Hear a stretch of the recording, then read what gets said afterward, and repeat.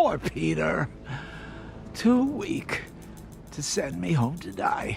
With the success of Spider-Man Homecoming and Far From Home, Marvel would begin work on a sequel. Despite Sony momentarily revoking their right to use Spider-Man on film, they eventually came to a deal. These films have to connect. Sony, I don't think that is a good... These films have to connect. Okay. Spider-Man No Way Home was a huge financial success and made history by including 3 live-action iterations of the character. From Lizard's monstrous redesign to extended action sequences, let's take a look at the many concepts and plot elements that were cut from Spider-Man No Way Home.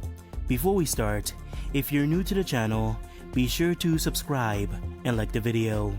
Anyways, let's get started. Rule number 1 of multiversal travel, you don't know anything. Doctor Strange in the Multiverse of Madness was originally meant to release first, but due to multiple delays, the film ended up releasing way later. Due to this, you'll notice that American Chavez appears in the concept art for Spider-Man No Way Home.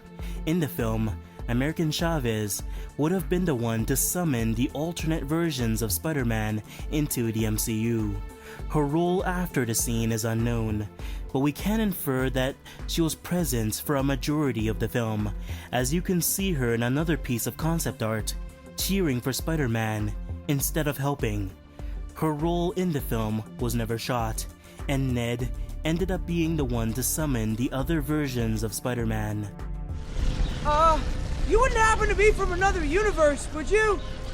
This concept showcases Spider-Man's battle with Electro.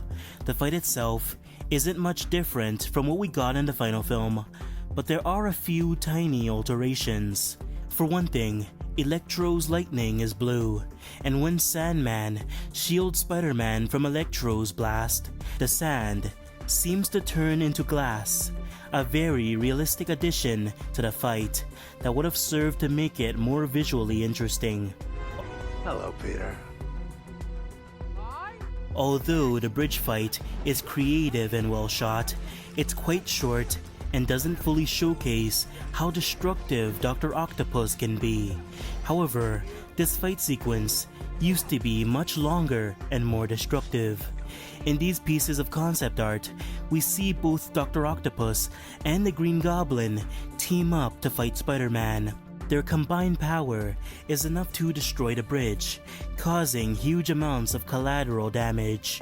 Spider-Man attempts to hold up the bridge in an attempt to save the people on it. This action scene looks intense and creative, making the final version we got in the film tame in comparison.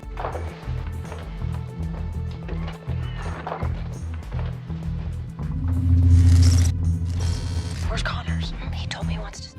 Spider-Man No Way Home features a total of 5 villains, just one short of becoming the Sinister Six. However, this concept shows that Mysterio was featured in a very early version of the film. Somehow, he survived the events of No Way Home and is now battling Doctor Strange. While it would have been nice to see Mysterio once again, it would have made his death at the end of No Way Home less effective. So what? Y'all just gonna stand here and act like I ain't butt-ass naked? I am. Electro already had a design in The Amazing Spider-Man 2. However, in Spider-Man No Way Home, the designers simplified his look to be more grounded and practical. His glowing blue skin is gone, replaced by yellow lightning and a new bodysuit that serves to make him more visually appealing. Concept art of the suit don't stray too far from the final look. Electro is wearing a full body suit that seems to help him harness and control his energy. The one major difference between the concepts and the final design is the addition of the green color, which is meant to call back to his original color scheme.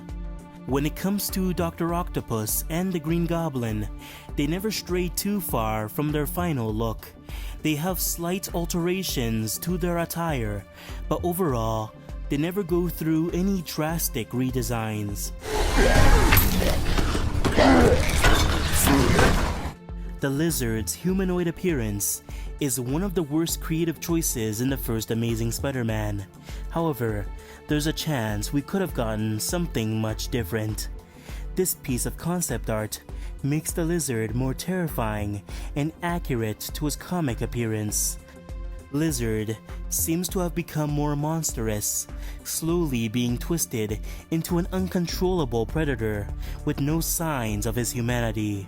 There were other smaller pieces of concept art, such as different cosmetics for the Green Goblin's glider and Andrew Garfield's Spider-Man suit. It's sad that most of these concepts couldn't make it into the final film, but it's always nice to look back at the unused ideas and see the many directions this film could have went.